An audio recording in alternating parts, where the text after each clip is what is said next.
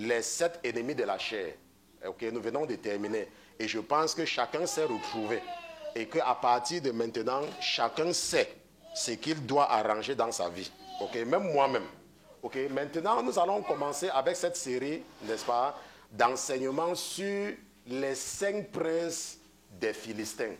Ça sera la partie 1.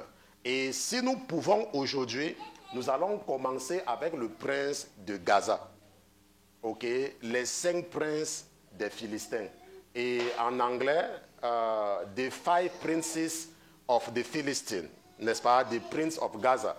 Et si nous pouvons, je ne pense pas que nous allons arriver sur le prince de Gaza, mais si nous pouvons, nous allons quand même commencer et nous allons continuer, n'est-ce pas, la prochaine fois.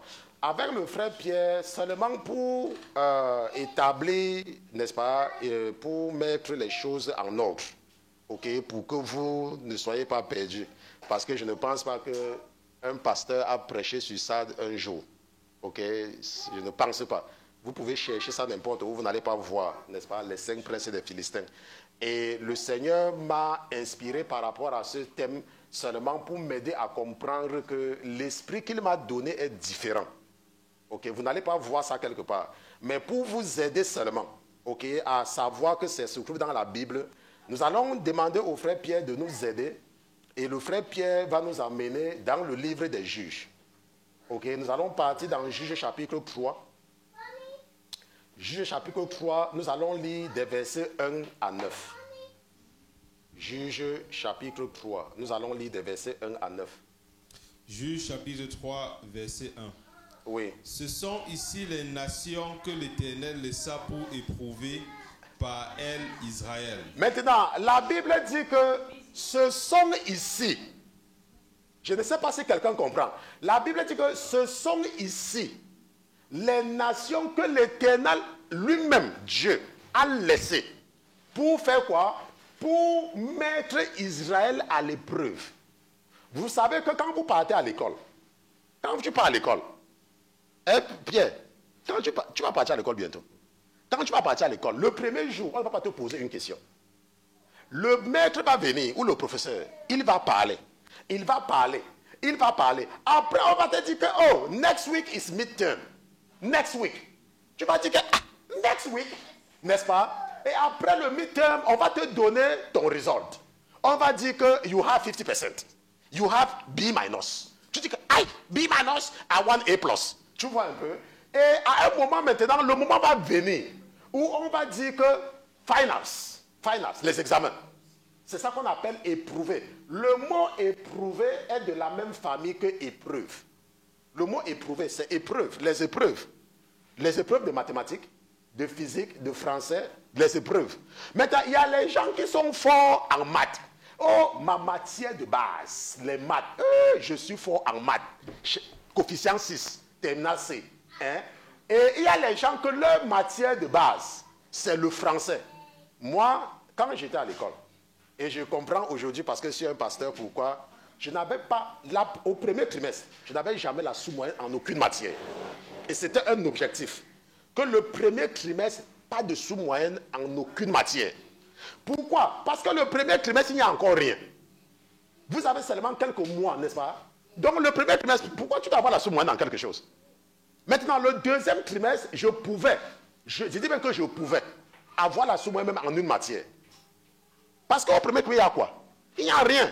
Même ce qu'on vous montre en mathématiques, ce sont les petites choses, les rappels et tout, n'est-ce pas? Maintenant, donc, c'est ce qu'on appelle les épreuves. Tu peux être fort en maths. Tu peux être fort en physique. Il y a les gens qui étaient forts en philo. La philo. Moi, la philo, je ne sais pas comment les gens comprenaient la philo. Et quand je partais faire le bac, moi, je savais que je devais avoir la sous-moyenne en philo. Mais on m'a donné 10 quand même. Quand j'ai vu que j'ai eu 10 en philo, j'ai dit que mais le professeur n'a pas bien corrigé. Hein. Parce que la philo, on enseigne les choses que moi, je me demandais même que, mais attends. Les gens disent que, oh, il y avait même le nom en philo là que moi, je ne connais même plus jusqu'aujourd'hui. Ils enseignent les choses sur la conscience, n'est-ce pas, le soi, le moi, les trucs comme ça. Mais ce qui est extraordinaire, hein, le voisin. Vraiment, le voisin. Et ce qui est extraordinaire, c'est qu'il y avait des gens qui étaient forts en philo. Maintenant, la Bible dit que quoi? Que ce sont ici les nations que l'Éternel laissa pour éprouver par elles Israël. Écoutez très bien, hein? Écoutez très bien. Dieu a laissé, c'est lui, il a laissé. Maintenant, savoir qui? Savoir qui? Tous ceux qui n'avaient pas connu les guerres de Canaan. Tous ceux qui n'avaient pas connu les guerres de Canaan. Tous ceux qui n'avaient pas connu les guerres de Canaan. Pourquoi? Parce que la Bible dit que lorsqu'ils sont sortis de l'Égypte, ils sont arrivés quelque part et ils n'ont pas compris. Et Dieu a eu, la Bible dit que Dieu a eu, cette génération n'avait pas pris à Dieu. Il les a tous rejetés. Mais il a gardé les enfants. Il a gardé leurs enfants. Maintenant, leurs enfants, maintenant, ce sont leurs enfants qui vont combattre pour entrer dans la terre promise. Mais ceux-là avaient déjà un certain âge. Parce que rappelez-vous, lorsque la décision de tuer toute la génération de Moïse dans le désert est arrivée, Dieu a préservé tous ceux qui avaient 20 ans et moins. Maintenant, si nous prenons ceux-là qui avaient 20 ans et moins, ils ont fait 40 ans, ça veut dire qu'ils sont là dans la soixantaine. N'est-ce pas? Ils sont à la soixantaine. Et tous, il y avait encore des petits. Parce qu'ils vont accoucher, d'autres vont accoucher, ainsi de suite, ainsi de suite. Donc certains n'ont pas connu la guerre. Au moment d'entrer à la terre promise, certains n'ont pas connu la guerre. C'est comme par exemple, prenez par exemple le fils d'un pasteur. Il grandit dans une maison, bien sûr son père c'est un vrai pasteur, et les problèmes que les autres enfants connaissent, lui il ne connaît pas. Je ne sais pas si vous comprenez. C'est un peu la même chose. Ou prenez par exemple la femme du pasteur. Les problèmes que d'autres femmes connaissent, elle ne connaît pas. Pour elle-même, si quand d'autres femmes parlent, c'est comme si les femmes là parlaient le chinois. Oh, mon mari a fait ceci, mon mari a fait... Elle dit que, mais comment ton mari fait ça? Bon, mon mari ne fait pas ça. Mon mari ne fait pas ça. Quand je me lève, mon mari ne me fait rien. Vous voyez un peu? C'est pourquoi? Parce que Dieu dit que ceux qui n'avaient pas connu les guerres de Canaan, ça veut dire quoi? Et nous avons compris que Canaan, ce n'est pas le paradis. Nous avons compris que Canaan, c'est la situation de stabilité. Quand tu arrives à un moment dans ta vie où tu n'as pas de problème, tes enfants réussissent, tes enfants travaillent, toi-même tu as ton travail, tu arrives à payer tes factures, tu arrives à t'occuper de tout, tu n'as pas de problème. Il y a des gens dans la vie qui n'ont pas de problème. Il y a des gens comme ça. Ça, c'est ta situation de Canaan. Mais ce que la Bible dit, c'est qu'il y a des gens qui sont dans cette situation, qui sont en train de profiter seulement. Prenons un enfant, comme je vous ai donné quelques exemples, ou prenons un enfant qui naît dans une famille qui est riche. Qu'est-ce qu'il a fait? Il n'a rien fait. La Bible dit donc que voici, ce sont ici les nations que l'Éternel va laisser pour soumettre ceux-là à l'épreuve. C'est Dieu lui-même. Et nous allons comprendre au fur et à mesure que nous avançons dans cette série ce que ça veut dire. Ok? Maintenant, la Bible dit que, afin que quoi? Afin que les générations des enfants d'Israël sussent et apprissent ce que c'est que la guerre. Est-ce que vous comprenez? La Bible dit que c'est la volonté de Dieu que nous nous battons pas avec la main, spirituellement. C'est sa volonté à lui. La Bible dit que afin que les générations des enfants d'Israël apprennent la guerre. Qu'ils apprennent la guerre. Et fait quoi? Au moins ceux qui n'en avaient rien connu auparavant. Au moins ceux qui n'en avaient rien connu auparavant. C'est Dieu, c'est sa volonté que nous connaissons. Ça veut dire que c'est lui. C'est lui. Maintenant, qu'est-ce que le verset 3 dit? Ces nations étaient. Ces nations étaient. Les saints princes des Philistins. Les saints princes des Philistins. Il y en a d'autres. Mais nous, dans le cadre de cette série, nous allons étudier les 5 princes des Philistins. Et ça sera clair. Vous allez voir comment les principautés des Philistins agissent dans la vie de chacun de vous. Chacun va voir. Comme vous avez vu avec ce qui est en vous là. Vous allez vous-même là. Le pasteur ne va même rien dire. N'est-ce pas? C'est que toi-même, tu vas voir toi-même le prince qui te domine. Et rappelez-vous, rappelez-vous que la domination du prince est là. Ce n'est pas que tu as fait quelque chose. Ce n'est pas que tu as fait... C'est la volonté de Dieu. Et parce que c'est lui. Mais il veut que tu te battes, il veut que tu aies la victoire. C'est lui, c'est lui. Ce n'est pas, par exemple, tu vas dire que, pasteur Christian, nous avons vu cette semaine. Parce que le Saint-Esprit a ouvert mes yeux par rapport à ça la semaine dernière. Et toute cette semaine, nous avons prié par rapport à Juge chapitre 11, non? Là où il y a les Amoréens qui viennent dire aux enfants d'Israël que c'est leur terre. Ah! Jephthé a dit que ce n'est pas votre terre. L'Éternel nous a donné. Et ce que l'Éternel nous a donné, c'est pour nous. Que nous méritons d'être ici ou pas. Dieu a dit que je vous donne Canaan. Et nous avons vu. Dieu t'a donné le bac. Et le diable dit que tu vas pas travailler. Dieu t'a donné le mari. Et le diable dit que ton mari va s'occuper de toi. Ah non, laisse ça. Dieu t'a donné le travail. Et il y a quelqu'un qui va arracher ton travail. C'est toi qui l'as recruté. C'est lui qui t'a recruté. Dieu t'a dit que si Kemosh t'a donné quelque chose, est-ce que je suis venu te revendiquer? C'est Dieu qui m'a amené en Amérique. Et moi, je sais que quand tu viens en Amérique, on réussit. Toi, c'est qui pour m'empêcher de réussir en Amérique? C'est ça que nous avons vu en semaine, n'est-ce pas? C'est ça que nous avons vu. Attends, Dieu m'a donné mon enfant. Et l'ennemi veut maintenir mon enfant dans la maladie. Attends, c'est toi qui m'as donné l'enfant là.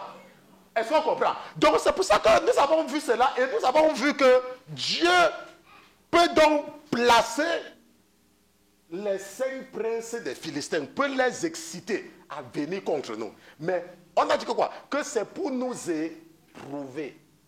Pour nous éprouver. Maintenant, et quoi? Et tous les Cananéens. Les Cananéens, ça c'est pour masquer maintenant. Ok? Parce que la Bible c'est un livre mystique. Ça c'est maintenant pour coder. Et nous avons bien compris. Quand tu dis maintenant tous les Cananéens, nous on comprend. Ok? Et tous les Cananéens, les Sidoniens, nous on comprend. Et les Éviens, qui habitaient dans la montagne du Liban. Oui. Depuis la montagne de Bas-Hermon. Donc depuis la montagne de Bas-Hermon. Jusqu'à l'entrée de Hamath. Jusqu'à l'entrée de Hamath.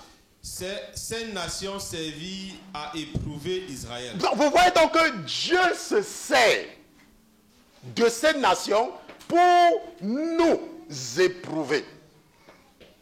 Pour nous mettre à l'épreuve. Ok? Pour voir... Quelle est l'intention de Dieu? Oui, quelle est son intention? Pour voir s'ils obéiraient au commandement que l'Éternel avait prescrit à leur père par Moïse. Par Moïse. Est-ce que vous comprenez? Ainsi,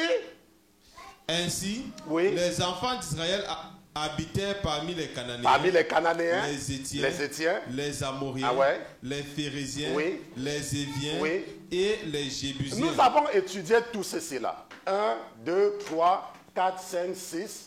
Et le 7e est quelque part. Il manque quoi? Les Girgasiens. Il manque les Girgasiens. Nous avons étudié tout cela, n'est-ce pas? On continue au verset 6. Et il prit leur fille pour femme. Et ils donnaient leur propre fille à leur fils. Et servirent leur Dieu. Les enfants d'Israël firent ce qui est mauvais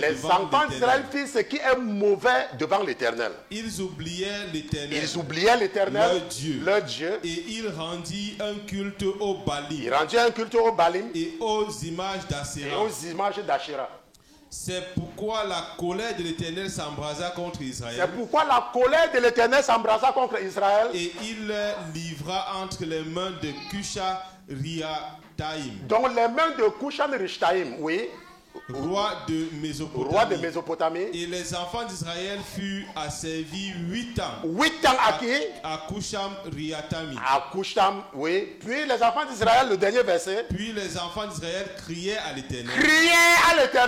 Et l'Éternel leur suscita un libérateur qui les délivra. Othniel, fils de Kénaz. Frère puné de Caleb. Donc frère puné de Caleb, donc le petit frère. Ok. Donc aîné, c'est aîné, puné, c'est le cadet. Ok, c'est un mot français. Je sais que beaucoup ne connaissent pas le mot là. Donc, frère, ils vont dire que il y a une erreur. Ce n'est pas une erreur. Frère, puné, ça veut dire aîné, c'est aîné. Donc, puné, c'est le contraire de aîné. Ok. Maintenant, la Bible nous dit, regardez un peu. Regardez. La Bible dit, c'est pourquoi la colère de l'Éternel s'embrassa et il les livra entre les mains de Cushan-Riataïm, roi de Mésopotamie, et les enfants furent asservis 8 ans. Ça veut dire quoi? Ça veut dire que lorsque Dieu te parle, tu refuses. d'écouter. Il te parle.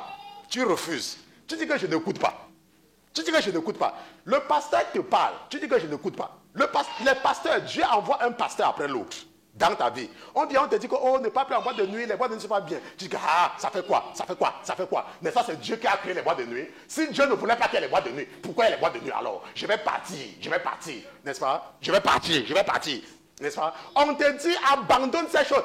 Pourquoi? Si Dieu voulait, je vais partir. Il n'y a pas de problème. La Bible dit que lorsque on peut prendre une décision contre toi et tu vas rester dans les problèmes pendant 8 ans. Ça veut dire quoi? Ça veut dire qu'il y a des gens parmi nous qui sont en train de traverser une période de punition divine. Ça ne dépend pas du prophète qui va venir prier sur toi. Ça ne dépend pas. Le temps là doit passer. 8 ans. La Bible dit que et les enfants d'Israël furent asservis 8 ans. Pendant 8 ans, rien ne changeait. Rien.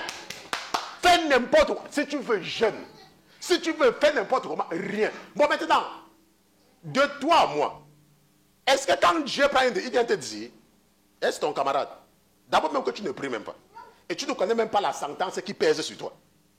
Mais dans la Bible dit que lorsque les enfants d'Israël souffraient entre les mains du roi de Mésopotamie, qu'est-ce qu'ils ont fait? Ils ont commencé à prier. Mais ils ne connaissaient pas le délai. Mais ce qui est là, c'est qu'ils ont commencé à prier. Ils ne savaient pas ce qui se passait. Et la Bible dit que quoi? Quand ils ont commencé à prier, l'Éternel maintenant a envoyé un libérateur. Mais ils étaient en train de prier. Ils priaient seulement. C'est pour cela que parfois tu peux avoir vécu dans le péché. J'ai fait un enseignement il y a de cela quelque temps où je vous ai montré avec les chiffres dans la Bible que tout le temps que tu vis dans le péché ne compte pas dans le calendrier de Dieu. Ça veut dire que quoi? Dieu a l'intention de te donner un mari à l'âge de 22 ans. C'est son intention. Ça veut dire qu'il a décidé que Delphine va se marier à 22 ans. Et elle aura un enfant à 23 ans. Il a décidé. Bon, maintenant, toi Delphine, maintenant, tu décides de vivre ta vie. Tu décides de vivre dans la fornication. Tu décides d'insulter les gens. Tu vois même tu es même assis dans le bus. Et tu vois un papa qui est debout. Tu refuses de te lever parce que tu es trop belle. Et tu laisses une vieille personne debout, mais toi tu es assise. Il n'y a pas de problème. Il n'y a pas de problème, hein. Il n'y a pas de problème. Ce qui se passe, c'est quoi? C'est que tout le temps que tu vis dans le péché là, ce qu'on fait dans le monde spirituel, c'est quoi? On prend le chrono de ta vie. On va voir comment ça marche. On prend le chrono de ta vie, stopwatch. Ta vie est en train de tourner, non? C'est en train de tourner. Peut-être il y a les gens qui ne voient pas bien. Ils vont partager ça là-bas pour qu'ils voient. Ok? Nous, on a l'avantage d'être des ingénieurs ici là. Donc, vous allez voir comment ça tourne. Ok? Ta vie est en train de tourner, non? Ta vie est en train de tourner, non? Voilà. Quand tu commences à vivre dans le péché, qu'est-ce qu'on fait? On met stop. Continue ta vie. Continue ta vie.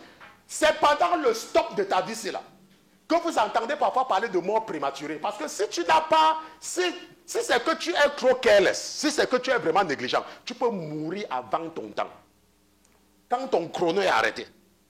Maintenant, quand tu décides que, oh, je vais maintenant accepter, je vais maintenant faire... Donc peut-être que le pasteur qui vient maintenant parler, dit que le pasteur il parlait bien, peut-être que ce qu'il dit c'est vrai. Les autres pasteurs parlaient, je ne comprenais pas, parce qu'il parlait, je ne comprenais pas ce qu'il dit. Mais le pasteur c'est là, je vais quand même écouter. Maintenant, ton cœur maintenant décide de marcher bien, n'est-ce pas? C'est arrêté, non? On n'a plus encore stade. Maintenant, tout le temps là, c'était le temps perdu. Tout le temps que tu vivais dans le péché là, c'est un temps perdu. Maintenant, tu vas te rendre compte que quand tu as 26 ans, aucun homme ne s'intéresse à toi. Si tu es la même femme, hein, tu t'entretiens tout de la même façon, puisque c'est toujours la même personne, non? Aucun homme ne vient. Aucun homme. Pourquoi? Parce que tu es resté dans le péché pendant 2 ans. Donc, à 22 ans, le mari ne va pas venir. Tu vas attendre 24 ans. Mais t'as malheur à toi. Si tu as vécu dans le péché pendant 6 ans, tu vas attendre 28 ans. La Bible dit que Dieu va les livrer pendant 8 ans. dans les mains de Koucham de Chataïm. Il va les livrer. Que faites de les menacer-les? Et nous allons voir ceci pendant longtemps. Et c'est ce qui s'est passé avec les enfants d'Israël quand ils ont refusé de laisser reposer la terre. Dieu a dit, quand vous allez entrer à la terre promise, vous devez laisser reposer la terre la 7e année. Ils ont refusé. Et ce qui s'est passé, c'est que Dieu a endurci le cœur de Manassé. Il y a un roi qui a dirigé Israël. Et vous savez ce que le roi l'a fait, Manassé? Il a tué un prophète. Et c'est ça que le Seigneur n'aime pas. Il avait scié, il avait fait qu'on le coupe. Qu'on le coupe. Tu as dit, ok, je vais venger mon prophète. Mais tout ça, c'était son plan. Parce que Dieu, quand il fait sa chose, il ne veut pas que tu dises que, oh, il n'a pas compris. Quand il a envoyé les enfants d'Israël en captivité, il a dit à Jérémie d'écrire une lettre. Que parce que vous avez refusé de laisser reposer la terre, vous allez rester en captivité pendant 70 ans. Et que vos songeurs ne vous trompent pas. Hein, parce que vous allez rester là-bas. Et la Bible dit que 70 ans après, il a suscité Cyrus de les faire rentrer. On se comprend. Maintenant, ce que nous sommes en train de comprendre ici, là, surtout dans cette série d'enseignements, c'est que Dieu a donc gardé un peuple, les Philistins. Pour faire quoi? Pour nous mettre, nous, à l'épreuve. Pour nous mettre, nous, à l'épreuve. Si nous avons la chance ou la grâce, nous allons voir l'un des princes aujourd'hui. Mais nous allons commencer pour que ce soit clair pour la prochaine fois. Maintenant, tonton Pierre, nous avons vu les princes des Philistins, n'est-ce pas? C'était à quel verset? Le prince des Philistins, c'était à quel verset? C'était au verset, je sais pas, peut-être au verset 4 ou bien quelque chose comme le verset 2. Voilà, ici là. La Bible dit que ces nations étaient les 5 princes des Philistins. Maintenant, nous allons voir quels sont ces princes-là. Parce que ici là, Dieu ne nous donne pas la liste.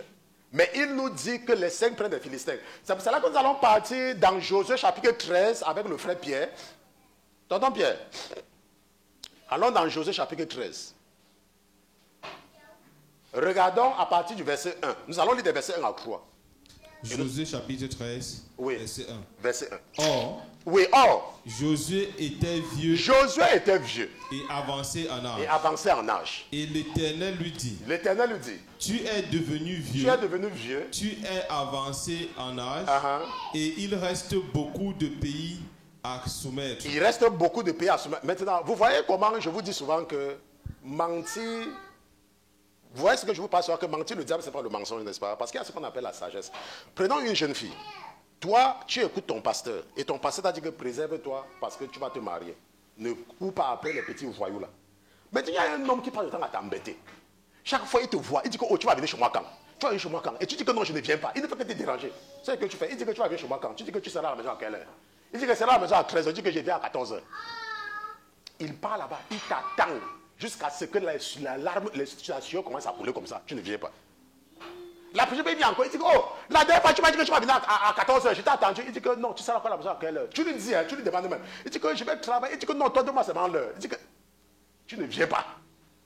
Pourquoi? Parce que lui, il veut te tromper. Il est marié.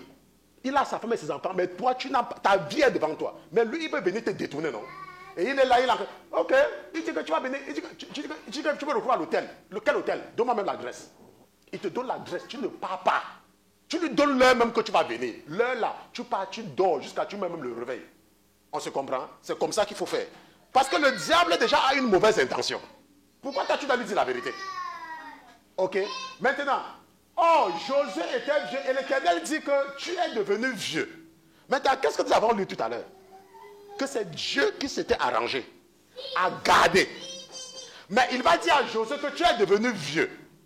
Josué, ne te dérange plus. Assois-toi. Tu es devenu vieux. Maintenant, est-ce que Josué lit tout ce que nous sommes en train de lire? Josué, lui, il avait seulement entendu que Dieu a dit que assois-toi. Sans savoir que c'était la volonté de Dieu. Maintenant, qu'est-ce que le verset 2 dit?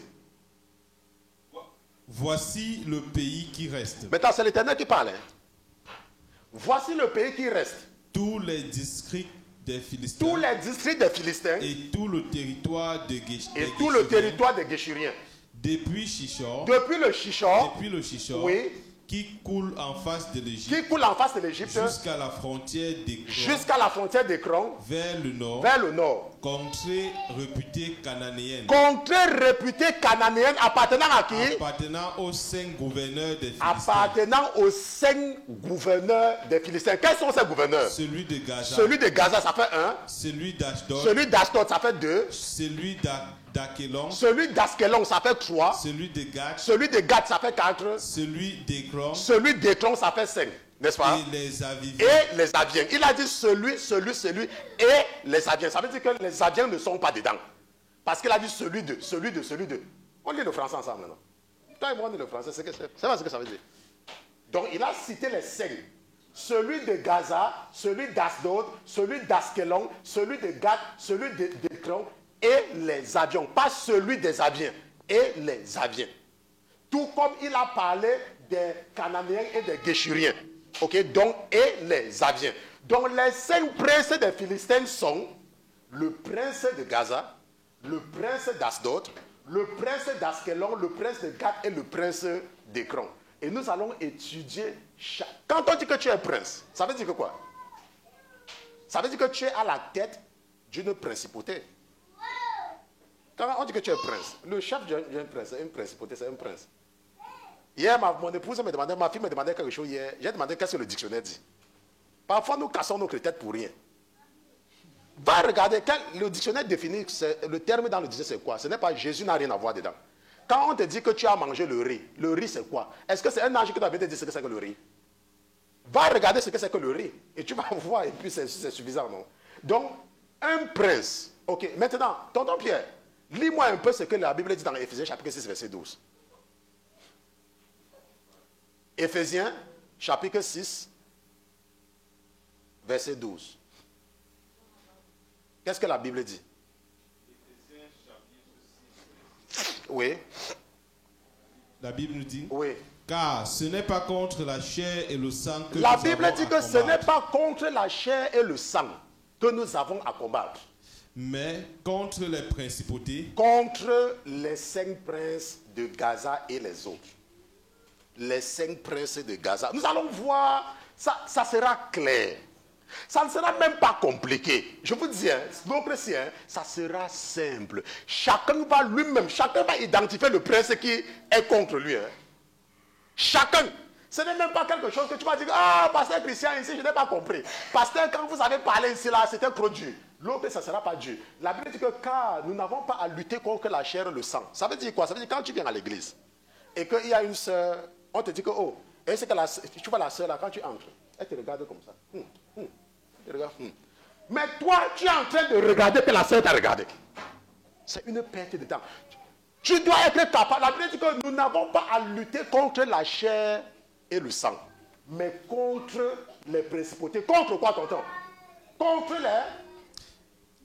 Contre les principautés. Contre les puissances. Contre les princes des ténèbres de ce siècle. Contre les puissances spirituelles de la méchanceté dans les lieux célestes.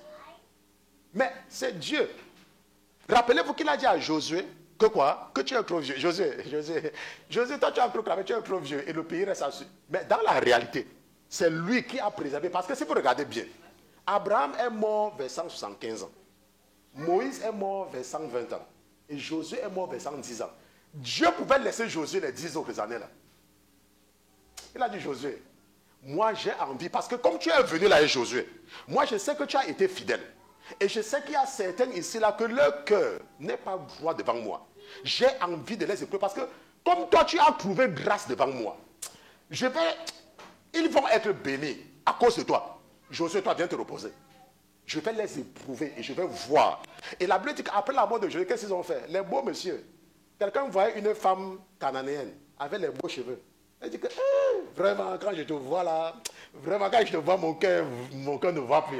Vraiment, machin, truc ainsi de suite. Et nous allons voir ça, comment ça va se passer. Ok, nous allons voir avec. Maintenant, mais avant de partir là-bas, tonton Pierre, je n'ai pas mis ça dans les notes, parce que c'est après, n'est-ce pas, que le Saint-Esprit me donnait cela. Regardons un peu, tu peux déjà partir dans le livre de Deutéronome. Ça sera dans Deutéronome chapitre 7. Non, Deutéronome chapitre 8. Et nous allons voir quelque chose là-bas. C'est pour ça que je disais que je ne suis pas sûr. Parce qu'au départ, si nous étions restés seulement dans ce cadre-ci, on pouvait commencer avec le prince de Gaza. Mais par la suite, quand je continuais, n'est-ce pas, l'esprit que j'ai reçu dans la maladie m'a dit que non, je veux que tu introduises un autre texte. Et c'est pour ça que nous allons partir dans Deutéronome chapitre 8. Et nous allons lire à partir du verset 1. Et c'est long. C'est pour ça que je dis que je ne suis pas sûr. Deutéronome chapitre 8. Lisons à partir du verset 1. Deutéronome chapitre 8. Oui. Prenez garde de pratiquer tous les commandements que je vous donne aujourd'hui. Prenez garde de pratiquer tous les... Pas d'entendre. Dieu ne dit pas que prenez garde d'entendre. Il dit prenez garde de pratiquer tous les commandements que je vous donne aujourd'hui. Afin que quoi? Afin que vous viviez. Afin que vous viviez. Et que vous multipliez. Et que vous multipliez. Et que vous entriez et possédiez le pays que l'Éternel a juré de donner à vos pères. De donner à vos pères, oui. Et souviens-toi de tout le chemin par lequel l'Éternel, ton Dieu, t'a fait marcher. Oui. Pendant ces 40 ans. Oui. Dans le désert, afin de t'humilier et de t'éprouver, pour connaître ce qui était dans ton cœur, et savoir si tu garderais ses commandements maintenant, ou non. Maintenant, la Bible dit qu'il y a des moments où nous sommes dans des situations. Il y a des moments où nous sommes dans des situations, rien ne marche. La Bible dit que souviens-toi tout le chemin que l'Éternel t'a fait prendre. Souviens-toi tout le chemin. La Bible dit que pendant ces 40 ans dans le désert, il y a un moment dans ta vie où rien ne donne. Rien ne donne. Rien. Ça ne dépend pas de ce que tu fais. Rien ne donne pas seulement, rien. Rien ne donne. Tu te dis que mais où est Dieu? Mais qu'est-ce que j'ai fait? Je pars à l'église. Il y a une femme qui m'a appelé un jour. Elle est d'abord très mal élevée. Et c'est là où elle avait même tout gâté. N'est-ce pas? Et elle m'appelle un jour. Elle me dit, pasteur Christian. D'abord, à l'époque, elle me dit, oh frère Christian. J'ai dit que oui, c'est quoi le problème? Elle dit que, pasteur Christian, je pars à l'église. Toi, tu connais l'église, je viens dans votre église. Je paye la dîme, je donne mon offrande. Je suis sûr que je donne même l'offrande plus que tout le monde. Mais depuis là, mes amis, elles partent en boîte de nuit. Elles ne partent pas à l'église. Chacune est mariée. Elles ont les enfants. Moi, je ne suis pas marié. Pourquoi? Moi, je ne suis pas... D'abord même, j'ai même dit que je vais aussi commencer à partir en boîte de nuit. Même. Depuis, je pars... Je l'ai écouté, même jusqu'au je n'ai pas tué. Elle est toujours comme elle est là. Alors qu'elle est partie en boîte de nuit, non. Alors qu'elle venait me dire que c'est elle qui donne toutes les contributions dans l'église plus que tout le monde. Elle m'a appelé pour me dire ça. Je lui ai dit, ok, si tu vois qu'aller en boîte de nuit va te donner le mari, comme toutes les femmes qui partent en boîte de nuit, on les marie là. Moi aussi. Et elle a commencé, je ne sais pas si elle est partie. Après, une dernière fois, j'ai entendu, on m'a dit qu'elle est partie se faire délivrer au Nigeria. Donc, ça m'a dit, ok, c'est bon comme ça. Donc, si elle a reconnu après qu'elle a un problème, c'est une bonne chose. La Bible dit qu'il y a des moments où Dieu peut t'éprouver, surtout quand tu acceptes Jésus. Quand tu acceptes Jésus dans ta vie, il y a une période que Jésus utilise pour t'enseigner ses lois. Et en ce moment-là, les choses ne marchent pas. La Bible dit que quoi? Que c'est pour t'humilier et pour t'éprouver. Pour connaître si effectivement tu viens à lui de tout ton cœur. Pour voir si vraiment tu es sincère dans ta conversion. Est-ce que tu ne viens pas seulement parce que tu as entendu que le pasteur là est comme ça ou que le prophète? Pourquoi est-ce que tu viens? C'est ce que lui, il veut savoir. Et il va donc te laisser aller dans certaines choses. Il va te laisser. Il va te regarder. Il va te regarder, il va dire, ok. Ce qu'il va faire, c'est quoi? C'est qu'il va te mettre dans l'église. Et il va faire que tout le monde te déteste dans l'église. Tout le monde ne t'aime pas. Et il va voir comment toi tu vas réagir. Comme on ne t'aime pas là. Il va envoyer même les gens entre-temps venir te dire que, oh, est-ce que telle personne parle mal de toi? Et voir comment toi tu vas réagir quand on t'a dit que telle personne parle mal. Comment toi tu vas réagir en tant que chrétien et en tant que et par rapport à ce que tu as lu dans la Bible. Qu'est-ce que la Bible t'a dit? Et maintenant quelqu'un vient te dire ceci. Il va t'éprouver. Dieu, il est Dieu. Il y a une jeune fille parmi nous que le Seigneur, n'est-ce pas, voulait faire quelque chose de bien. Quelque chose. Elle devait vraiment être... Quelqu'un va dire que mais pasteur, vous aimez finalement tout le monde. Oui. Quand je la vois, je suis content. Elle donc, le Seigneur était sur le point de lui donner vraiment un gros paquet. Vous savez ce que le Seigneur a fait? Vous savez ce qu'on a éprouvé? Et c'est pour ça que je vous dis toujours qu'il ne faut jamais, jamais, jamais, jamais parler mal d'un pasteur. Il y a les aventuriers des ténèbres sur les réseaux sociaux qui se sont donnés pour spécialité d'insulter les pasteurs. Il ne faut jamais tomber dans le piège là. Il ne faut jamais. Vrai pasteur, faux pasteur, il ne faut jamais parler sur un pasteur. Oh, le pasteur, s'il est un faux pasteur, toi n'entre jamais dedans. Ne pars pas là-bas. Il faut les laisser faire le business là. C'est bien pour eux. Parce que toi, tu ne sais pas. La Bible nous dit ici là, que Dieu est venu dire à Josué, n'est-ce pas, que toi, repose-toi. Maintenant, Dieu peut susciter un pasteur parce qu'il a déjà condamné certaines personnes. Parce que la Bible dit dans l'Apocalypse que ceux qui soient condamnés, que ceux qui veulent vivre dans le continu seulement dedans. Donc Dieu peut susciter un pasteur pour encourager, pour qu'ils soient à l'aise dans ce qu'ils font. C'est Dieu qui les a suscités. Prenons un peu le cas de Nebuchadnezzar, le roi de Babylone. La Bible dit que Dieu l'a appelé mon serviteur, Nebuchadnezzar. Mais c'était un pécheur. C'était un pécheur. Nebuchadnezzar ouvrait le ventre des femmes enceintes et retirait l'enfant et tuait la femme. Nebuchadnezzar a ordonné qu'on perce les yeux de Sédécias devant lui et tuer tous ses enfants. Mais c'est Dieu qui ne l'a pas envoyé. Pourquoi? Parce qu'il avait dit par le prophète Jérémie que lorsqu'il va venir, il va tuer tes enfants devant toi. Et il a suscité Nebuchadnezzar quand on l'a amené dans la plaine des Ribla. Lisez la Bible.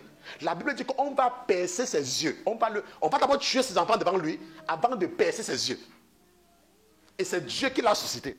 Maintenant, Dieu peut susciter un pasteur et l'utiliser pour faire les faux miracles et remplir l'église. Maintenant, toi, tu me dis que Dieu t'a envoyé d'aller insulter le pasteur là. Il t'a envoyé, il t'a dit ça quand? Et vous voyez donc qu'il y a les gens qui sont les... Moi, avant que certains ne commencent à s'attaquer à moi sans me connaître, j'avais parfois, je croyais même que c'est les gens qui avaient même un raisonnement. Mais c'est un esprit qui est dans eux. Ok, il ne faut pas tomber dans ce piège-là. Parce que Dieu peut t'éprouver. C'est lui, c'est ça, c'est lui. C'est lui qui fait tout ça. Il est en train de t'éprouver. Il est en train de voir si, quand tu lis la Bible, tu retiens ce que tu as lu. Parce qu'il a dit que gardez-vous de faire, de pratiquer. C'est là où je me suis arrêté. J'ai dit pratiquer. Quand tu lis la Bible, on vient maintenant, on te met dans une situation. On te dit, ok, on va voir comment tu vas réagir. On te regarde. On dit, réagis, on voit un peu, papa. Et tu réagis, on dit, ok, ok. Je peux parler donc de cette sœur-là que le Seigneur voulait vraiment faire quelque chose pour elle. Et l'ennemi a dit que, non, elle n'est pas qualifiée. Éprouvons-la par rapport à telle chose. N'est-ce pas? Et on l'a éprouvée. Et moi, j'avais compris que c'était une épreuve. Mais elle avait déjà échoué de toutes les façons. Elle avait échoué. Elle avait échoué. Je vous ai raconté comment une fois, quand ma fille avec mes enfants, ils n'étaient pas encore aux États-Unis. J'étais ici avec mon épouse. Nous sommes arrivés ici avec $300 aux États-Unis. $300 quand nous sommes arrivés ici. Et il y a un temps là, je ne sais pas ce que le Seigneur voulait faire. Moi, je vous dis que moi, je ne connais pas. Et j'étais en train de faire le dossier de mes enfants. Et vous savez, quand tu fais les dossiers là, quand les enfants ne sont pas ici, c'est comme quand les gens voyagent sans leur femme là, ou bien sans leur mari. Hey, mon mari est en Afrique. Ma femme est en Afrique. Oh, le dossier est en train de traîner, le dossier traîne. Tu vas dans ton cœur comme ça, chaque fois tu regardes la lettre. Chaque fois tu regardes. La façon que les gens font les dossiers de leurs partenaires, si on te dit qu'un jour ils vont me s'insulter, tu ne vas pas croire. C'est la même chose quand un homme est en train de chercher une femme. Tu as vu quand un homme est en train de vouloir épouser une femme. Hey, tonton Pierre, viens voir ce qu'il fait même à la famille de la femme. Même quand son beau-père parle. Attends alors. Après un temps là, quand ils sont partis à Jérusalem, là, après ils se rendent compte qu'ils ont accro voyager pour Jérusalem. La même femme là, que tu as dépensé tout ton argent, jusqu'à ce que tu souffrais derrière elle, tu n'as même plus son temps. Et c'est biblique, hein? Et c'est biblique. Je dis la même femme. Maintenant, tonton Pierre, lis le verset 3. Il t'a donc humilié. Et t'a laissé avoir faim. Il t'a laissé avoir faim. Dieu. Attends, je ne sais pas si vous êtes en train de voir comme moi. Hein. La Bible dit que c'est Dieu lui-même. Il t'a humilié. Il a laissé que les gens t'insultent. Et vraiment la femme là. Et ça, elle était en train de dire qu'elle était au lycée. Mais c'est qu'elle qu'on voyait. Hey. Au lycée là, on appelle même quelqu'un, on dit que hey, tu as les nouvelles de tel. On dit que oui. Tu la vois même maintenant. Quand tu la vois là, c'est comme si elle n'est plus la même personne. Mais pourtant, toi, tu as décidé d'accepter Jésus. On dit que tu la voyais, elle était avant là, maintenant même là. On dit qu'elle est born again. Vous savez qu'on insulte les gens born again en Afrique. Non? On dit qu'elle est born again. Quand on dit que tu es born again, c'est pour t'insulter. Hein? C'est pour dire que tu as accepté Jésus, que tu n'es plus comme... On dit que tu es born again. Eux là, ils insultent les gens born again. Oh, il est born again. Vous savez qu'en Afrique, on dit que tu ne connais pas qui part dans les églises. Parce que si tu pars à l'église, ça ne sera pas... Il part dans les églises. Que eux avec leurs églises là. C'est comme ça. Que eux avec leurs églises là. C'est comme ça qu'ils parlent, non? C'est comme ça. Ils nous insultent qu'on parle à l'église. Ok?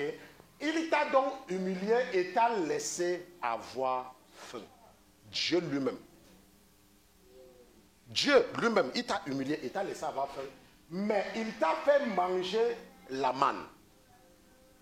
Que tu ne connaissais pas. Et que n'avait pas connu tes pères. Afin de te faire connaître que l'homme ne vivra pas de pain seulement. L'homme ne vivra pas de pain seulement, mais quoi? Mais que l'homme vivra de tout ce qui sort de la bouche de l'Éternel. Mais l'homme vivra de tout ce qui sort de la bouche de l'Éternel. L'homme ne vivra pas seulement de pain seulement. Je vous ai raconté quand j'ai perdu mon travail. Il y a de cela peut-être 5 ans aujourd'hui. Je vous raconte ça tout le temps pour vous édifier. Le Seigneur m'a fait la promesse que tu ne manqueras de rien. Mais j'ai perdu mon travail. J'ai dit que, mais Seigneur, tu m'as dit que si je te sers, je ne vais manquer de rien. Comment est-ce que je fais? L'Esprit m'a dit que tu gagnais combien? J'ai donné le montant. Il m'a dit, ok, et tu faisais quoi avec l'argent là? J'ai commencé à économiser. Je suis sorti de mon pays en 2003. Je suis parti en Angleterre, j'ai fait 4 ans là-bas. Quand je suis arrivé en Angleterre, c'est là où Dieu a utilisé une femme pour me ramener à l'église. Une femme pour me ramener à l'église. Elle était du même pays que moi. Même comme elle est restée dans le monde. Vous savez qu'il y a des gens qui sont sur le panneau d'indication. Hein?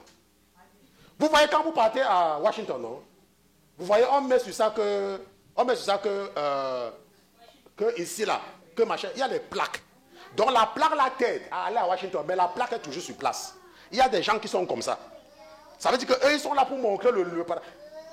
Quand tu les vois que tu as un problème, ils disent que, oh, il y a un pasteur là. Pas voir le pasteur là. Et eux-mêmes, ils ne viennent pas, hein, mais ils entendent que le pasteur là. Maintenant, à cause d'elle, donc, j'ai commencé à partir à l'église. Et quand j'ai commencé à partir à l'église, j'ai recommencé à lire la Bible. Et l'une des choses que j'ai compris quand je lisais la Bible, c'est le mensonge. Que les menteurs n'hériteront pas du royaume des cieux. Et j'avais un faux dossier à l'immigration, comme beaucoup de gens. Vous arrivez quelque part, vous montez un faux dossier, vous dites que oh, vous êtes des réfugiés politiques, qu'on est en train de vouloir vous tuer, alors que vous n'avez même jamais voté. N'est-ce pas? Vous n'avez même jamais voté, donc le mensonge. Et c'était un genre de dossier comme ça que j'avais. Et comme le Saint m'a convaincu, j'ai dit que moi je ne suis plus sur ça. Et c'est comme ça qu'on est venu m'arrêter. Un beau matin, on m'a mis en détention. Après, on m'a mis en prison le temps de me rapatrier. Les gens me disaient que, tu as fait 4 ans en Angleterre, tu n'as même pas acheté un terrain, tu n'as même rien. Quand tu vas partir, les gens vont se moquer de toi, prends un avocat, machin. J'ai dit que, so be it. Ici, je fais quoi? Ici, là, je fais quoi? Je bêta, je rentre encore dans mon pays. Peut-être que là-bas même, je vais encore voir ma mère, je vais encore voir mes gens. Peut-être que je vais encore me débrouiller là-bas dans la vérité. Et c'est donc comme ça que j'ai passé peut-être 4 ou 6 mois en prison. Et après ça, on a trouvé le temps et on m'a mis dans l'avion. Et quand je rentre, ma femme peut vous témoigner cela. Je suis arrivé à l'aéroport de mon pays, j'avais les babouches aux pieds. Avec quelque chose, j'avais les babouches. Et quand je suis sorti de l'avion, l'immigration m'a remis mon paquet de diplômes. On m'a donc conduit au bureau du commissaire de l'immigration. Et vous savez, quand on vous rapatrie comme ça, là, ils veulent le choc. On appelle ça, ils veulent le quelque chose. Pour vous laisser, sinon on va vous amener en prison. C'est pas ça, tonton. On veut quelque chose. Maintenant, quand le commissaire est venu, on lui a dit que, il m'a appelé. Je suis entré dans son bureau. Il me dit que, c'est toi Christian? J'ai dit que oui. Il dit que toi là, vraiment. Il était fâché. Parce qu'on lui avait donné mon paquet de diplômes. Et il a commencé à regarder les diplômes que j'avais. Sors de mon bureau, sors, va chez toi, va chez toi. Parce que ça l'énervait seulement. Le fait que j'étais parti comme un sans-papier dans un pays, ça l'énervait. Et j'ai profité, non? Ça l'énervait, m'a fait partir. On ne m'a plus amené en prison. Donc j'ai profité, n'est-ce pas? C'est comme ça que Dieu agit. Hein? C'est comme ça que Dieu agit. Donc ils avaient vu mes diplômes, ils ont dit que, mais attends, ça c'est quoi ça? C'est comme ça donc que j'ai appelé mon épouse. Elle est venue, mon amie est venue me chercher à l'aéroport. Mon épouse était ailleurs. Et elle est venue. Avec le petit argent que je lui ai donné là, c'est ça que je me suis débrouillé avec. Maintenant, vous voyez donc que quand je suis arrivé, parce que j'ai accepté de pratiquer la parole, Dieu m'a humilié. Il m'a rapatrié. Mais quelques semaines après, j'étais avec ma femme. Elle est là. Je ne savais pas que j'ai une autre femme après.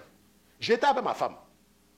L'esprit m'a dit qu'elle raconte une histoire. Quand j'étais, vous savez que les hommes ne savent pas rester tranquilles. Il y a donc une femme, quand j'étais en Angleterre, elle croyait que moi, je devais l'épouser. Et elle, tout son espoir, c'était sur moi. Vous savez comment Dieu a fait pour la libérer? Un jour, elle marchait dans la rue. Il y a deux hommes qui l'ont rencontrée. Et les deux hommes l'ont appelé. Elle a dit que viens. Il y a un jeune homme que tu aimes. Mais ce n'est pas ton mari. Parce que lui, il a sa femme dans son pays. Ce n'était pas des pasteurs. Hein. Elle marchait dans la rue. Puisqu'elle m'avait dit. Et elle a commencé à dire que, on m'a dit que tu aimes ta femme, machin. Je dis que moi, je ne sais pas ce qu'on t'a dit. Vous savez comment les hommes, quand ils veulent mentir, non? J'ai dit que moi, je ne connais pas ce qu'on t'a dit. Mais si on t'a dit ce qu'on t'a dit là, c'est ce qu'on t'a dit. Voilà, on continue. Donc, ce qui s'est donc passé, c'est que quelques temps après, on était à la maison. On était là. On était couchés. Je ne sais pas ce qu'on causait. On faisait que j'ai senti dans mon cœur. J'ai senti dans mon cœur que c'est le temps de la loterie américaine. J'ai seulement senti dans mon cœur. J'ai dit que, hey! C'est le temps de la loterie américaine. Et j'ai dit que non, on doit jouer à la loterie. Et quand on jouait à la loterie, notre fils n'était pas là. Je lui ai dit qu'il va prendre la photo. Je lui ai donné l'argent d'aller prendre parce que lui était avec son oncle. La bonne madame, elle a voyagé. Elle part avec mon argent, elle revient, elle dit quoi la photo? Elle dit qu'elle a oublié. Je dis que mais tu es donc parti faire quoi? N'est-ce pas? Et puis, n'est-ce pas? Après ça, j'ai dit ok, comme peut-être l'ennemi veut utiliser ça pour nous. Et parce qu'il restait quelques jours. Et c'est donc comme ça que nous avons eu la loterie. Et je dis, je vous parle, non? Maintenant, je pouvais persévérer dans le péché. Puisqu'il y a des gens que j'ai laissés en Angleterre qui sont encore sans papier. Mais aujourd'hui, je suis citoyen américain. Et tous mes enfants sont ici. Vous voyez ce qu'on parle de pratiquer la parole. Pratiquer. Pratiquer la parole. La première fois, là où je me suis arrêté, c'est que moi, j'ai commencé à économiser. Je vous dis la vérité, depuis que je suis sorti de mon pays, j'ai commencé à économiser en 2018. Mon épouse, elle est pour vous témoigner. Je me suis levé en janvier 2018, j'ai dit que non, chérie, nous allons économiser cette année pour acheter la maison. 1 an. Et en 1 an, Dieu nous a donné la maison. Parce que la bénédiction, ce n'est pas quelque chose que tu cours. Dieu a dit dans la parole que je vais commander à la bénédiction de te suivre. Je vais commander à la bénédiction de te suivre. Je vais commander.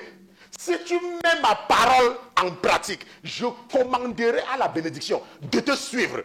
Donc tu vas partir la bénédiction te suit seulement. Pourquoi? Parce que tu mets en pratique la parole de Dieu. Cette jeune femme est venue, elle était dans des problèmes. Sa vie ne donnait pas. Elle était responsable au ministère des Relations extérieures. Mais vous connaissez l'orgueil et puis la convoitise. Elle a laissé son travail pour venir vivre comme sans-papier en Amérique. Parce qu'elle croyait qu'elle devait avoir les papiers. Elle a souffert chambre en chambre, chambre en chambre. À un moment donné, elle a dit que non, ma vie ne peut pas continuer comme ça. Elle a donc commencé à rechercher le Seigneur. Elle a commencé à rechercher le Seigneur. Elle a commencé à rechercher le Seigneur. Elle a commencé à rechercher le Seigneur. Un jour, elle m'appelle. Un jour, elle m'appelle. Elle vient me voir. Elle me dit, Pasteur Christian, je priais. Et le Seigneur m'a mis dans mon cœur que je dois venir te voir. Tu dois me dire ce que je dois faire. J'ai dit, ah, je priais. Et on a dit que tu dois venir me voir. Moi, on ne m'a rien dit. Elle dit que, mais pasteur, moi, je sais que le Seigneur a mis dans mon cœur que tu dois venir me voir. Je dis que, ok, tu priais donc par rapport à quoi? Elle me dit, pasteur, parce que depuis là, je ne sais pas ce que je dois faire. Vraiment, voilà ma vie depuis que je suis arrivé. Je dis que, oh, tu pries, on a dit que tu dois venir me voir. Bon, maintenant, comment t'as dit de venir me voir là? Donc, ce que tu dis, tu vas faire. Elle me dit que pasteur, n'importe quoi, dit que rentre dans ton pays. Elle me dit que, ok, pasteur, comme c'est le Seigneur qui m'a dit de venir te voir et tu m'as dit que je vais rentrer. Elle est rentrée. Et aujourd'hui, quand vous la voyez, elle brille plus que l'étoile. Maintenant, c'est une femme qui a 7 enfants. 5 à l'étranger. Un grand fonctionnaire. Et il y a un autre là qui se débrouille seulement. Et ces enfants étaient en train de dire que maman, pourquoi tu souffres à l'étranger? Nous allons nous occuper de toi. C'est leur mère, hein? Ce n'est pas que leur demi-mère. Leur mère. Et vous voyez comment l'ennemi agit dans la vie des gens, n'est-ce pas? Quand elle est rentrée, ses enfants ont fait une réunion. Que voilà, nous allons donner. Elle m'avait dit que c'est 300 000 par mois. Que ses enfants s'étaient arrangés. Qu'ils devaient s'assurer que leur maman a ce montant-là chaque mois. Mais pourtant, elle vivait, elle travaillait, je ne sais pas où elle partait ramasser c'est quoi. Elle dormait de chambre en chambre. Un temps, je lui ai demandé de venir dormir au studio qu'on avait à New York. Parce qu'on n'avait même pas où aller dormir. Mais pourtant, ces enfants, il y a peut-être, je crois peut-être avec 3 en France, il y a un qui était en Belgique, ou c'est en quoi. Leur maman, ce n'est pas que, vous savez que les enfants s'occupent de leur mère, n'est-ce pas? Oui, c'est leur maman. Et je lui ai dit que rentre. Et ce n'est pas seulement, il y a un autre jeune homme. Il était médecin aussi, il est venu me voir. Il dit qu'il est venu avec sa mère. Ils sont venus là, avec sa soeur, il vient. Il dit que pasteur, vraiment pasteur, je priais. Mais quelque chose me dit que je dois venir te voir, que c'est toi qui dois me dire ce que je dois faire. J'ai dit que c'est quoi ton problème? Moi, on ne m'a rien dit. Ton problème, c'est quoi? Il dit que pasteur, vraiment, quand j'étais au pays, voilà ce que je faisais. Mais là, maintenant, mes parents veulent que je fasse ceci, machin. Mais quand moi je priais, l'esprit a dit que je dois venir te voir. Il dit, quand tu es venu me voir? Raconte-moi encore un peu. Quand il m'a dit, je lui ai donné le conseil, il a suivi, il est rentré. Aujourd'hui, je pense qu'il est en train de se spécialiser comme quelle spécialité médicale en France. Okay. Il est responsable dans un hôpital de la caisse dans son pays. Maintenant, un jeune homme, il s'est marié dernièrement. Mais il s'est comporté comme Jéroboam. Et ça, le pasteur, le premier plus tard, après, quand tu réussis, tu oublies même le pasteur. Je ne sais même plus là, il est parti. Je vois souvent c'est que sur Facebook. Mais c'est bien, parce que quand les gens le prennent, ils envoient, ils disent qu'il y a un pasteur là, il faut aller le voir. C'est comme ça qu'il est bien. Quand ils viennent comme ça, ils bénissent aussi mon ministère, non? Ils m'ont aussi le travail. Donc, ce que nous sommes en train de voir, c'est que Dieu peut te laisser dans une situation. C'est lui. Ça n'a rien à voir avec quelqu'un. C'est lui. C'est lui-même. Il dit, afin de connaître que quoi? Afin de connaître que l'homme ne vivra pas seulement de pain. Mais l'homme vivra de tout ce qui sort de la bouche de l'Éternel. Et la Bible dit qu'on ne croit pas la suite, tonton, parce que je savais qu'on ne devait pas continuer à terminer avec l'autre là. On devait certainement s'arrêter ici. Ton vêtement ne s'est point usé sur toi. Ton vêtement ne s'est point usé sur toi. Et ton pied ne s'est point enflé pendant tes 40 années. Pendant ces 40 années, c'est vrai. Tu ne fais pas ce que tu voulais faire. Mais est-ce que tu n'as pas assez pour vivre? C'est vrai. Qui t'a dit que forcément tu dois avoir un travail où on est en train de te payer 100 000 ou 200 000 dollars en... Attends. C'est Dieu, il est en train de travailler dans ta vie. Il y a les gens, ils arrivent en Amérique, ils voient que telle personne a la voiture, alors qu'ils sont venus, ça fait 2 ans. Donc toi, tu veux avoir en 2 ans ce que l'autre a eu en 10 ans. Qu'est-ce que le verset 5 dit? Reconnais dans ton cœur que c'est l'Éternel ton Dieu, que l'Éternel ton Dieu te châtie. Oui, ton Dieu te châtie. Comme un homme châtie son enfant. Est-ce que vous comprenez ce que ça veut dire? La Bible dit que Dieu peut te châtier. Dieu lui-même peut te châtier. Lui-même. Ça n'a rien à voir avec le diable. Lorsque les gens parlaient de qu'on devait tout fermer là, quand le truc de cette histoire de corona a commencé, quand on va tout fermer, il n'y aura pas ceci, il n'y aura pas ceci, on va la taper, on va la fouetter. N'est-ce pas? Je suis donc sorti, j'ai dit à mon épouse que, on me dit qu'on va fermer les boutiques, il n'y aura plus ceci. J'ai même parlé à la sœur, n'est-ce pas? Je suis parti à Walmart, parce qu'il fallait aussi ravitailler, mais mon esprit était calme. Moi, je ne sentais rien, n'est-ce pas? Mais je ne sentais rien. Je ne sentais rien. On a quand même pris certaines choses là, on est venu quand même garder à la maison. Après ça, mes enfants, ils ont mangé tout. Vous savez que vous achetez parfois que ça doit rester les réserves. Et que quelqu'un va prendre un, n'est-ce pas? Un. Je dis que quand nous sommes revenus avec, il est même celui est parti, il était même là. Je dis qu'ils ont mangé tout, c'est fini. Et après maintenant, on s'est rendu compte que les boutiques n'avaient pas vidé. Peut-être qu'il n'y avait pas à Walmart, mais quand tu partais dans les boutiques du quartier, c'était plein. C'est là où le Saint-Esprit m'a dit que, mais qu'est-ce que je t'avais dit? Je t'avais dit que ne te dérange pas, qu'il n'y a rien, non? Mais j'avais à dépenser mon argent quand même. J'avais dépensé mon argent. Parce que eux, ils s'étaient seulement versés sur ça. Manger, le frigo s'ouvrait à tout moment. Que papa cherche le frigo, ça. Mais on dit qu'on a mis pour que ça soit là pour quelques mois. Même ma petite fille, elle vient se mettre l'ouvre. Avoir orange juice. Elle change le nom de juice à chaque moment. Vraiment. N'est-ce pas? Donc Dieu peut te châtier. Dieu lui-même peut te frapper lui-même. Il peut prendre le bâton et te fouetter avec. Pourquoi? Parce que tu n'écoutes pas. Parce qu'on te parle, tu n'écoutes pas. On te dit ne fais plus ceci, tu ne fais plus, ne fais plus. Le pasteur parle jusqu'à tu te fâches avec le pasteur. Et il te frappe lui-même, pas quelqu'un d'autre, hein, lui-même. Qu'est-ce que le verset 6 dit? On part jusqu'au verset... Je ne sais même pas, on part jusqu'à... Le verset 6. Garde les commandements de l'Éternel ton Dieu. Garde les commandements de l'Éternel ton Dieu. Pour marcher dans ses voies. Pour marcher dans ses voies et pour le craindre. Car l'Éternel ton Dieu va te faire entrer dans un bon pays. L'Éternel va te faire entrer dans un bon pays. Un pays de torrents d'eau. De torrents d'eau. De sources. Et de flots jaillissants. Par la vallée, et par la montagne. Un pays de blé, d'orge, de vigne, de figuier et de grenadier, oui. Un pays d'olivier, donnant l'huile et le miel. N'est-ce pas? Un pays où tu ne mangeras pas ton pain avec insuffisance. Un pays où tu ne mangeras pas ton pain avec insuffisance. Où tu ne manqueras de rien. Où tu ne manqueras de rien. Un pays attends, je vous dis souvent ça. Moi, c'est même maintenant que je vois ça. Quand je vous dis souvent que quand le Dieu m'a appelé, il m'a dit, si tu me sers, je n'avais même jamais vu ça. Tu ne manqueras de rien. Moi, je ne t'aime même pas. Parce que moi, je sortais du monde. Je passais mon temps à courir après les femmes, courir après aller en boîte de nuit. Le diable était content. Il était vraiment content que c'est bon comme ça. Pas toi en boîte. Pas en boîte. Quand tu sors comme ça, tu rentres, ta femme te parle. Hey, pardon, laisse-moi tranquille. Tu me parles. Pardon, dégage. Le diable est content, il est content. Voilà ça, c'est dans la Bible. Tu ne manqueras de rien. Tu ne manqueras de rien. Donc quand j'ai perdu mon travail, je suis reparti devant je suis parti en prière. Que Seigneur, mais tu m'as fait la promesse. Il m'a dit que, ben, attends, tu gagnes combien? Le surplus d'argent que je fais là, tu faisais quoi avec?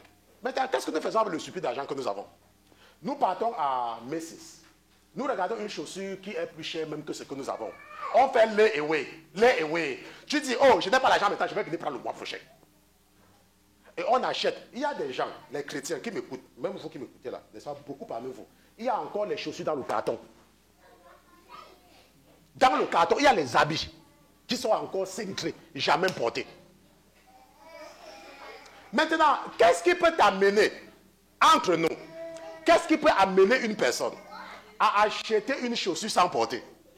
Qu'est-ce qui peut amener une personne? C'est parce qu'il y en a, n'est-ce pas? C'est à cause du surplus. C'est à cause du surplus. Donc parfois, Dieu peut vouloir t'éprouver. Et il fait que tu perds ton travail. Et il met dans ton cœur, et il te donne un travail qui est plus petit. Mais lorsque ton cœur n'est pas droit, lorsque ton cœur est rempli d'orgueil, tu dis qui? Moi, les gens vont faire moi, je ne fais pas, quoi, moi. Et comme c'est moi là, tu vas rester dans le chômage un mois, tes réserves vont finir, tu vas commencer à t'endetter, ça va continuer à t'endetter, ça va continuer. Alors que Dieu est en train de t'éprouver. Dieu, il est en train de t'éprouver. Il est en train de t'éprouver. Tu vas commencer petit. La Bible dit que ne méprise pas les petits commencements. Ne méprise pas les petits débuts. Ne méprise pas les petits commencements. Ne méprise pas. Ne méprise pas. Si je veux faire quelque chose avec toi, ne méprise pas les petits commencements. Ne méprise pas. Parce que si je veux faire quelque chose, il a dit à David, quand j'étais prêt, tu étais un berger. Personne ne te connaissait. Et c'est moi qui ai fait de toi le roi de mon peuple. Amen. Tu n'étais rien, David. Tu n'étais rien. Donc, hier, je lisais le livre du prophète Amos. Et il y a un prophète qui est venu dire à Amos que ferme ta bouche. Ne parle plus. C'est que Dieu te dit de parler. Amos a répondu à ce prophète que j'étais un berger quand l'Éternel est venu m'appeler. personne ne me connaissait. Mais maintenant, quand je parle, les rois sont au courant. Je vais donc continuer à parler. Je vais continuer à parler. Je vais continuer à parler. Je vais continuer à parler. Dieu peut te mettre dans une situation de suffisance. Et il peut te mettre dans une situation d'insuffisance. S'il est en train de vouloir t'éprouver. Mais il y a des gens. Leur christianisme s'arrête le jour qu'ils perdent leur travail. Hey! Pasteur Christian. Oh, pasteur Christian. Oui, pasteur. Oui, pasteur. Oui, pasteur. Oui, pasteur. Oh, ma soeur, tu as prié hier. Oui, pasteur. Oui, pasteur. Oui, pasteur. Par exemple, elle part au travail aujourd'hui. Son patron lui parle un peu mal là. Hey! Le pasteur Christian l'appelle, il ne décroche même pas. Après quoi, pasteur Christian? Pasteur, vraiment, je ne sais pas. Il y a une femme qui m'a appelé un jour. Elle est avocate. Je sais qu'elle n'est pas en train de me suivre. Je ne parle pas ton nom. Hein. N'est-ce pas? Vous savez qu'il y a beaucoup de gens qui m'écoutent quand même. N'est-ce pas? Vous êtes des responsables. Je ne parle pas le nom de quelqu'un. Mais je dis quand même ça pour édifier les autres. Donc si tu es en train de m'écouter, please, ça n'a rien à voir avec toi. Un temps, elle a donc disposé son cœur à marcher avec le Seigneur. Et elle était vraiment engagée. Elle était engagée. Chaque soir, elle m'appelait. Pasteur, je lisais le passage, je n'ai pas vu pasteur. Je dis non, tu vois, si tu veux comprendre le passage ici, pas là-bas. Oui, pasteur. Oui, pasteur. Oui, pasteur. Elle est partie garer sa voiture quelque part, elle est venue prendre le ticket. Elle n'a pas dit au pasteur, elle a gardé l'autre là. Après encore, elle a continué encore. Quand je l'appelle, oui, pasteur. Après 2 jours après, elle met encore sa voiture, elle remet le ticket. Elle m'appelle, elle dit, pasteur, qu'est-ce que j'ai fait à Dieu? Pasteur, qu'est-ce que j'ai fait à Dieu? Tout ce temps, c'est que j'ai disposé mon cœur. Hier, j'ai eu le ticket. Avant-hier, j'ai eu le ticket. Pasteur, elle a arrêté de venir pour l'église. Ça part de Jésus s'est arrêté à cause des tickets. Elle est avocat. Je ne sais pas si elle est en train de me suivre. Ça part de Jésus s'est arrêté avec les tickets. Vous voyez comment je vous dis que Dieu peut t'éprouver? Le ticket. Et elle a beaucoup d'argent. Un ticket de 125 $, ça fait quoi? Je suis parti aider le frère un jour, j'ai garé ma voiture, on a mis le ticket. J'ai arrêté de venir l'aider. Je pouvais dire que, oh, je n'ai pas aidé, on met le ticket devant, je ne pars plus. Le ticket, c'est combien? 45 $. Attends, 45 $, ça va changer quoi dans ta vie? Il y a même les gens qui ont les problèmes avec les gens à cause de 100 $. Quelqu'un a pris ton argent, 100 $, et tu as les problèmes avec la personne. 100 $. 100 $ que si tu regardes très bien, si tu réfléchis très bien, 100 $, tu manges même plus que ça en une semaine. Ça veut dire quoi? Ça veut dire que si tu décides de jeûner, la semaine là, tu dis Dieu. Vous savez ce que moi je faisais avant? Quand quelqu'un prenait mon argent, il ne remboursait pas. Je disais que mon Dieu, je te donne l'argent là. Je dis qu'aujourd'hui, je te donne l'argent là. L'argent là que la personne, je te donne ça. C'est comme ça que moi je priais, que je te donne l'argent là. Et comme je sais maintenant que j'ai donné l'argent là à Dieu. Et je continue ma vie. J'ai donné l'argent à Dieu. Comme tu as pris mon argent là, moi j'ai fini avec toi. J'ai dit à Dieu que je te donne ça, c'est ton argent maintenant. Occupe-toi de la personne. Si c'est ton enfant, bénis ton enfant avec et tout, je continue ma vie. Tu penses qu'elle va rester pas dormir parce qu'elle a mon argent? Donc je ne dors pas parce que tu as mon argent. Je suis parti un jour avec des gens qui ne payaient pas le loyer. On m'a appelé de venir régler le problème. J'arrive. L'autre me dit que je n'ai pas l'argent. Je n'ai pas l'argent. Il reste au dit que, mais vous habitez dans une maison, vous n'avez pas l'argent. Qui va donc payer votre loyer? Après ça, il savait que ma femme ne devait pas être contente. J'ai dit, ok, vous avez combien? Ils disent qu'on peut avoir jusqu'à tel montant. Il dit, ok, je vais compléter votre loyer, vous allez payer. Quand il fait les choses, j'ai à la maison, ma femme elle me regarde seulement comme ça. Toi, tu me crées j'en donne. Je lui ai dit qu'il faut laisser. Laisse. Je suis en train de pêcher. C'est ma canne avec mon hameçon que j'ai lancé dans l'eau comme ça là pour les attraper pour le Seigneur. Et c'est comme ça. Tu es en train de pêcher les âmes avec des bons actes. Ok, nous allons nous arrêter ici là, nous allons nous lever parce que nous allons continuer la semaine prochaine avec la principauté de Gaza, n'est-ce pas? Et vous allez comprendre comment la principauté de Gaza agit, n'est-ce pas, dans la vie. Maintenant, ça, ce sont des principautés extérieures. Hein. Ce n'est plus intérieur comme avant. Ça, c'est extérieur parce que Dieu a dit lui-même que je vais le laisser. Ok? Donc, c'est un peu cela. Allez!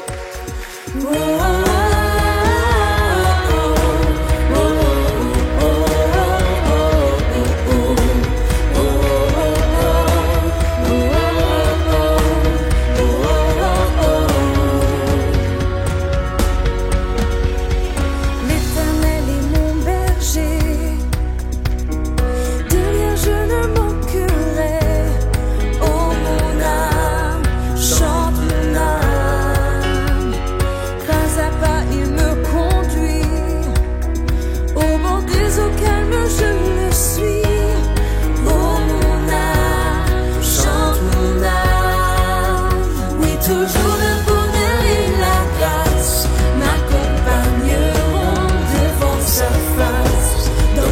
présence, tellement